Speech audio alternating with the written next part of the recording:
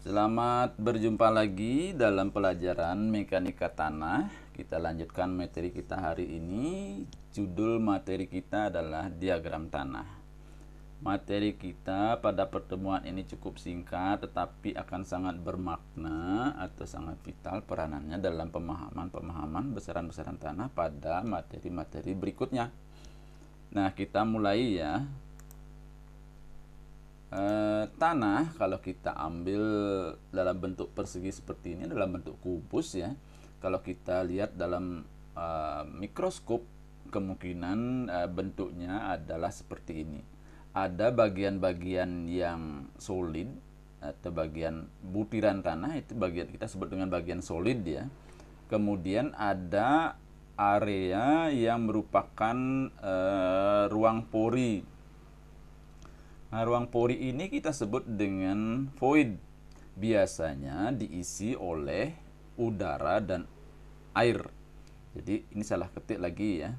Jadi bagian yang kosong ini diisi oleh udara dan air. Jadi tanah yang ada di alam ini sejatinya tidak ada tanah yang hanya porinya diisi oleh udara saja. Pasti ada bagian airnya. Kecuali meskipun tanah di gurun pasir ya, pasti ada setitik bagian persentase air meskipun kecil ya. Kecuali tanah ini kita ambil, dibawa ke laboratorium, kita keringkan beberapa lama di dalam oven sehingga airnya menjadi benar-benar hilang. Itu dinamakan dengan tanah kering oven. Nanti kita cerita di pertemuan-pertemuan berikutnya ya tentang tanah yang sudah di oven. Selanjutnya kita punya dua diagram ya. Pertama adalah diagram volume, nanti halaman berikutnya adalah diagram berat. Nah, seperti gambar di sebelah kanan ini, kita kalau tanah yang kita lihat contoh pada halaman sebelumnya adalah ada bagian solid, ada bagian pori, ada udara dan air. Kita kelompokkan, kumpulkan bagian solidnya di bawah ya. Kemudian di atasnya bagian water atau air, yang paling atas udara atau air. Nah, volume solid disimbolkan dengan Vs, solid artinya. Kemudian volume air disimbolkan dengan Vw, W ini water. Kemudian yang bagian udara adalah Ve, E itu maksudnya air ya, R, Va. Nah, volume void ini Va ditambah Vw adalah Vv, void. Nah, secara keseluruhan ini adalah satu kesatuan volume, ini V simbolnya.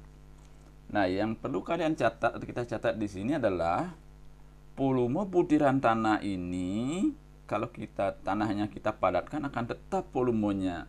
Yang berubah adalah volume udara dan air atau air dan waternya.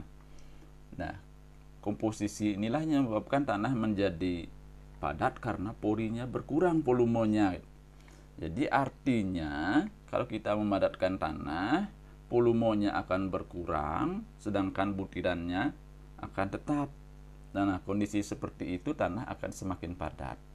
Kalau tanahnya kita gemburkan, yang pertama adalah bagian udara dan bagian air. Itu yang perlu kalian catat ya. Nah, itu untuk diagram volume. Rumus dari diagram volume adalah volume solid ditambah volume pori. Kemudian kita uraikan lagi volume solid, volume porinya terdiri dari volume water dan volume air, volume udara, water dan air.